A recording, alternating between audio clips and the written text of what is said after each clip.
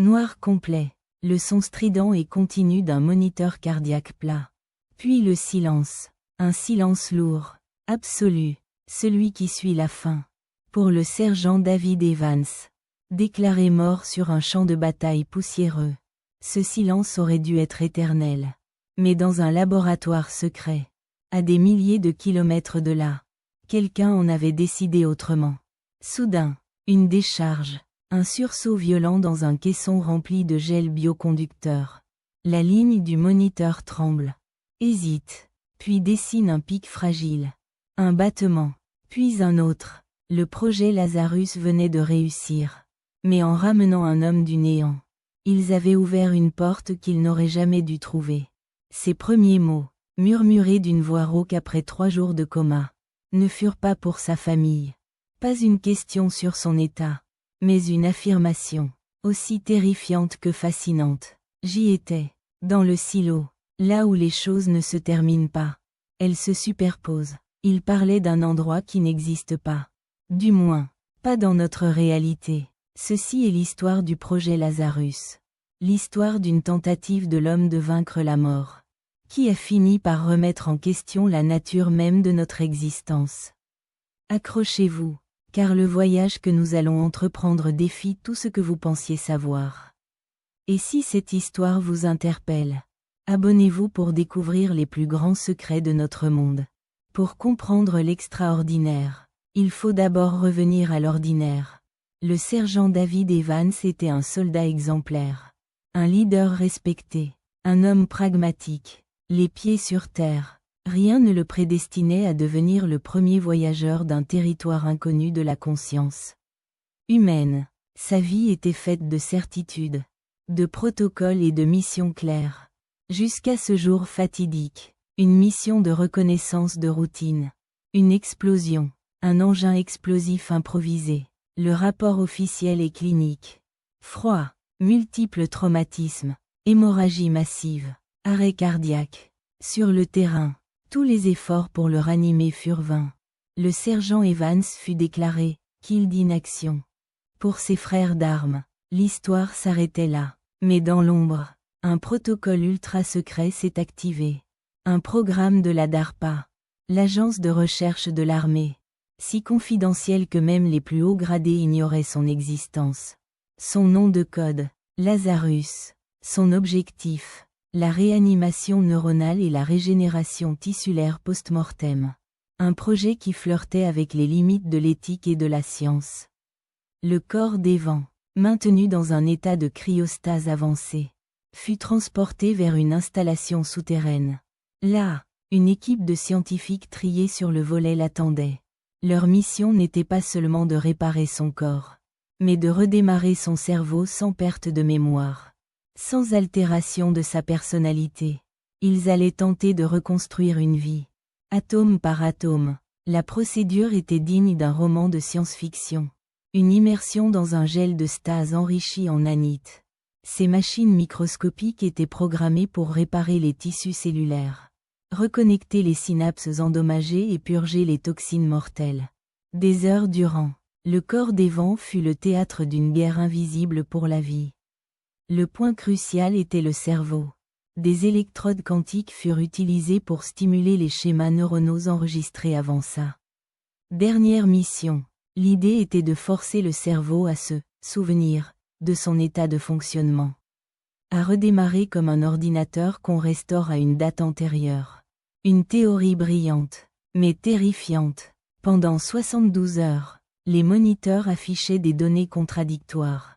Une activité cérébrale chaotique, des micro-contractions musculaires. Les scientifiques oscillaient entre espoir et désespoir. Avait-il créé un miracle, ou un monstre? Ressuscitait-il David Evans, ou simplement une enveloppe corporelle vide? Puis, le miracle, une stabilisation.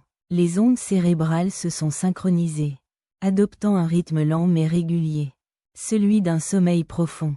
Le cœur battait de lui-même. La régénération cellulaire dépassait toutes les projections. Physiquement, le sergent Evans était de retour. La question restait, était-il vraiment là? Lors de son réveil, il n'y eut aucune panique. Juste un calme étrange. Ses yeux parcouraient la pièce sans vraiment voir. Les médecins lui posaient des questions simples. Des tests de mémoire basiques. Il répondait correctement, mais de manière mécanique, détachée, comme si une partie de lui était restée ailleurs. C'est lors du premier débriefing psychologique que le barrage a cédé. Le psychologue lui a demandé ce dont il se souvenait après l'explosion.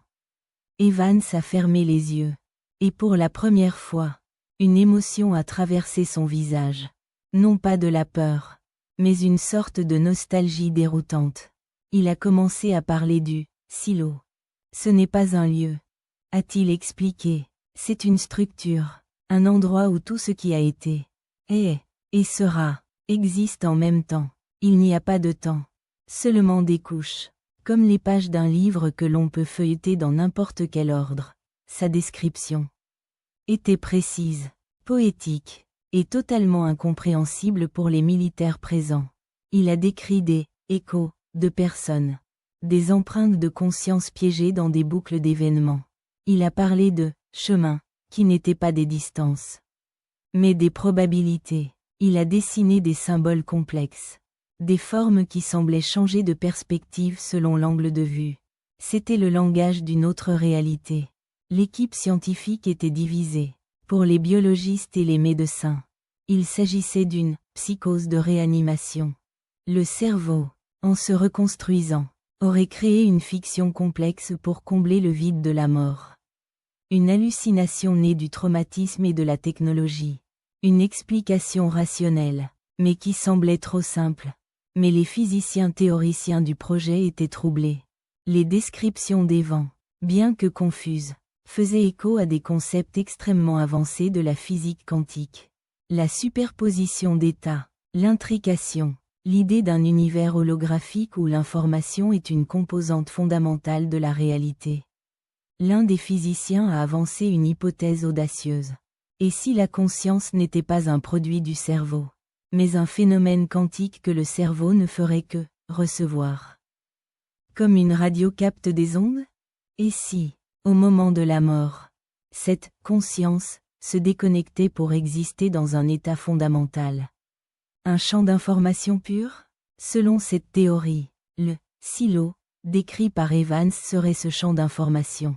En le ramenant à la vie, le projet Lazarus aurait forcé sa conscience à se reconnecter à son corps. Mais il en aurait ramené des souvenirs. Des souvenirs non pas d'une vie, mais de la structure même de la réalité. Une idée vertigineuse. Les implications étaient colossales. Si Evans disait vrai, cela signifiait que la mort n'était pas une fin, que la conscience était immortelle. Mais cela signifiait aussi que l'armée américaine détenait un homme qui avait, littéralement, vu de l'autre côté, une connaissance trop dangereuse pour être révélée au monde. Le projet a changé de nature. De mission de sauvetage, il est devenu une mission de renseignement. On a cessé de demander à Evans « Comment allez-vous » pour lui demander « Décrivez-nous encore le silo ». Ils ont tenté de cartographier cet endroit qui n'existait pas, espérant y trouver un avantage stratégique, une nouvelle arme, une nouvelle physique, mais les informations étaient par nature insaisissables. Evans luttait pour traduire en mots des concepts qui n'avaient pas d'équivalent humain. Imaginez une couleur que vous n'avez jamais vue, disait-il. Maintenant, imaginez une pensée qui n'est pas une pensée, mais une forme. Il devenait de plus en plus frustré, de plus en plus distant. Son état de santé a commencé à se dégrader. Mais pas physiquement, mentalement. Il passait des heures à fixer un mur, comme s'il regardait quelque chose que personne d'autre ne pouvait voir. Les médecins ont diagnostiqué un syndrome de dissociation sévère. Il était physiquement présent, mais son esprit semblait vouloir retourner là d'où il venait. Le commandement militaire a commencé à paniquer. L'atout le plus précieux du monde devenait instable. Pire, il représentait une faille de sécurité existentielle. Que se passerait-il si une autre puissance apprenait son existence? Que se passerait-il si ces connaissances tombaient entre de mauvaises mains? La décision fut prise au plus haut niveau. Le projet Lazarus devait être enterré. Toutes les données devaient être effacées. L'installation démantelée. Et l'équipe a signé à de nouveaux projets avec des clauses de confidentialité à vie. Quant au sergent Evans, il devait disparaître. Officiellement, le sergent David Evans a succombé à ses blessures quelques semaines après avoir été rapatrié. Un héros mort pour son pays. Une histoire simple, tragique et propre. Sa famille a reçu un drapeau plié et des condoléances.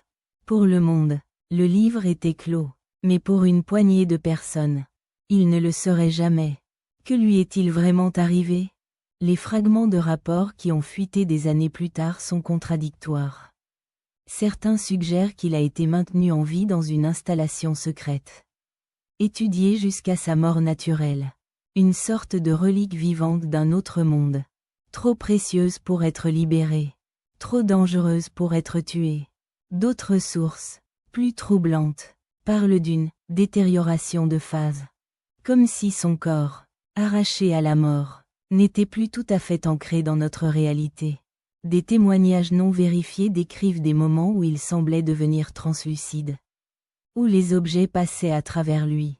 Une idée terrifiante. La théorie la plus folle. Soutenue par un des physiciens du projet qui a rompu son serment. Et qu'Evans a fini par trouver un moyen de repartir. Que sa conscience, aspirant à retourner au silo, a réussi à rompre définitivement son lien avec son corps physique, le laissant vide, une sorte de suicide métaphysique. Ce qui est certain, c'est que le projet Lazarus a profondément traumatisé ses créateurs. L'armée a réalisé qu'elle avait joué avec des forces qui la dépassaient. Vaincre la mort physique était une chose, mais faire face à ce qui se trouve au-delà en était une autre. Il n'était pas prêt pour la réponse. Aujourd'hui, le projet Lazarus n'existe officiellement pas. C'est une théorie du complot. Une légende parmi les passionnés de mystères militaires. Mais les questions qu'il soulève persistent. Plus pertinentes que jamais à une époque où la science repousse sans cesse les frontières de la vie. Si une telle technologie existait, quelles en seraient les conséquences éthiques? Aurions-nous le droit de ramener quelqu'un de la mort? Même si cette personne ne le souhaitait pas? Qui décide si une vie doit être prolongée à tout prix? Et la question la plus fondamentale. Qu'est-ce que la conscience? Sommes-nous simplement le produit de réactions chimiques dans notre cerveau? Ou sommes-nous quelque chose de plus? Une entité capable d'exister indépendamment de notre enveloppe charnelle? Le cas d'Evan suggère une réponse qui pourrait tout changer. Cette histoire nous force à regarder la mort différemment. Non pas comme un point final, mais potentiellement comme un seuil.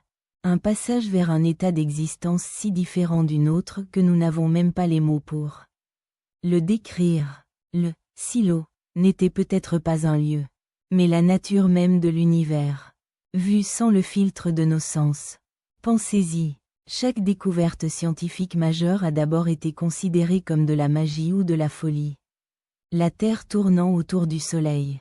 Les microbes, la radioactivité. Et si la prochaine grande découverte n'était pas dans l'infinime grand ou l'infinime petit, mais dans ce qui se passe durant ces quelques minutes de mort clinique? Le projet Lazarus, dans son ambition démesurée, a peut-être accidentellement ramené la première preuve tangible d'une vie après la mort. Une preuve si choquante, si déstabilisante pour nos sociétés, qu'il a fallu l'enterrer sous des couches de secret et de déni. Si vous avez déjà vécu une expérience qui défie l'explication, partagez-la dans les commentaires. Vos histoires comptent. La science actuelle commence à peine à explorer ces territoires. Des études sur les expériences de mort imminente montrent des schémas étonnamment similaires dans les récits de personnes de cultures différentes. Un tunnel, une lumière, un sentiment de paix, la rencontre avec des êtres de lumière. Les descriptions des vents étaient différentes, plus complexes, plus physiques, peut-être parce que sa mort et sa résurrection n'étaient pas naturelles. La technologie a peut-être permis à sa conscience d'aller plus loin, ou dans une direction différente. Dans l'océan de l'après-vie, l'héritage du projet Lazarus est double. D'une part, c'est un avertissement sur l'arrogance de l'homme face aux forces de la nature. Une fable moderne sur les dangers de jouer à Dieu sans comprendre les règles du jeu. D'autre part, C'est une source d'émerveillement, une lueur d'espoir suggérant que l'univers est bien plus vaste, plus étrange et plus mystérieux que nous ne l'imaginons. Que la fin de notre vie n'est peut-être que le début d'une autre forme d'existence. Les recherches sur la régénération cellulaire et la cryogénisation se poursuivent aujourd'hui. Publiquement, chaque avancée nous rapproche un peu plus de la possibilité de réaliser un jour une version officielle du projet Lazarus. Sommes-nous mieux préparés aujourd'hui à affronter ce qu'Evans a vu? Peut-être que le véritable secret n'était pas la technologie pour ramener quelqu'un à la vie, mais ce que cette personne a ramené avec elle. Une connaissance si fondamentale qu'elle pourrait soit unir l'humanité dans une nouvelle compréhension de l'existence, soit la plonger dans le chaos. Le sergent Evans est devenu, malgré lui, un messager, le porteur d'une nouvelle qui nous concerne tous. Que nous soyons des êtres matériels limités à une seule vie, ou des voyageurs d'une conscience éternelle, naviguant à travers différentes réalités. Son histoire, qu'elle soit entièrement vraie ou en partie une légende, nous laisse avec cette question lancinante. Si vous aviez l'opportunité de savoir ce qu'il y a après la mort, la saisiriez-vous, même si cette connaissance risquait de briser votre perception du monde pour toujours? Le silo reste un mystère, une énigme enveloppée dans un secret militaire. Était-ce une vision du paradis, de l'enfer, ou de quelque chose de complètement différent? Un simple bug dans la matrice de notre réalité, ou la vision de son code source? Peu importe la vérité ultime, l'ombre du projet Lazarus plane sur la science moderne. Elle nous rappelle que pour chaque réponse que nous trouvons, de nouvelles questions, plus profondes et plus complexes, émergent, et que les plus grands territoires inexplorés ne se trouvent peut-être pas dans l'espace, mais à l'intérieur de nous. Aujourd'hui, alors que nous nous approchons de la fin de notre enquête, nous ne sommes pas plus proches d'une réponse définitive. L'histoire du sergent Evans est comme les symboles qu'il dessinait. Elle change de forme selon la façon dont on la regarde. Est-ce une tragédie, un miracle, ou un avertissement? C'est peut-être tout cela à la fois. La tragédie d'un homme qui a perdu son ancrage dans le monde. Le miracle d'une technologie qui a vaincu la mort. Et l'avertissement que certaines portes ne devraient peut-être jamais être ouvertes. Pas avant que nous soyons prêts à accepter ce qui se trouve derrière. En résumé, le projet Lazarus nous a montré une chose. Un soldat, déclaré mort, a été ramené à la vie par une technologie militaire secrète. Mais au lieu de simplement revenir, il a partagé des visions d'une réalité alternative. Un lieu qu'il a nommé, le silo, qui défie notre compréhension de la physique et du temps. Ces descriptions, initialement considérées comme des hallucinations, ont intrigué les physiciens du projet en raison de leur similitude avec des théories quantiques avancées. L'armée, dépassée par les implications philosophiques et sécuritaires, a choisi d'enterrer le projet et de faire disparaître son unique sujet. Le sort final du sergent Evans reste un mystère, alimentant les spéculations, mais son histoire perdure comme un puissant témoignage des limites de notre connaissance et des dangers de l'ambition scientifique sans sagesse. Elle nous interroge sur la nature de notre propre conscience et sur le sens de notre existence. L'univers est vaste, et les mystères qu'il contient sont infinis. Le cas du projet Lazarus n'est qu'une porte d'entrée vers des questions encore plus grandes. Qu'est-ce qui se cache dans les profondeurs de nos océans? Quels secrets les anciennes civilisations nous ont-elles laissés? Sommes-nous seuls dans l'univers? Si cette exploration des frontières de la science et du secret vous a captivé, c'est que vous faites partie de ceux qui cherchent des réponses. Notre mission est de poursuivre cette quête avec vous. Chaque vidéo est une nouvelle pièce du puzzle. Pour ne rien manquer de nos prochaines enquêtes, la meilleure chose à faire est de vous abonner à la chaîne et d'activer la cloche des notifications. C'est simple, gratuit, et ça nous aide énormément à continuer de produire ce contenu pour vous. Votre soutien est notre moteur. Si cette histoire vous a fait réfléchir, laissez un pouce bleu. Cela indique à l'algorithme que ce genre de contenu approfondi vous intéresse et nous permet de toucher plus de personnes curieuses comme vous. Et bien sûr, L'espace commentaire est le vôtre. Partagez vos théories sur le projet Lazarus. Croyez-vous à l'histoire des vents? Pensez-vous qu'une telle technologie puisse exister? Vos réflexions enrichissent la conversation et créent une véritable communauté d'esprits curieux. La prochaine fois, nous plongerons dans un autre mystère tout aussi fascinant. Les artefacts hors de leur temps. Ces objets archéologiques qui semblent défier la chronologie historique. Des mécanismes complexes vieux de 2000 ans. Des cartes précises dessinées avant les grandes explorations. La vérité est-elle plus étrange que la fiction? Merci d'avoir voyagé avec nous jusqu'au bout de cette histoire incroyable. N'oubliez pas que la réalité est souvent plus complexe qu'il n'y paraît. Continuez à poser des questions, à chercher, et à ne jamais accepter une réponse simple à un problème complexe. À très bientôt pour une nouvelle exploration.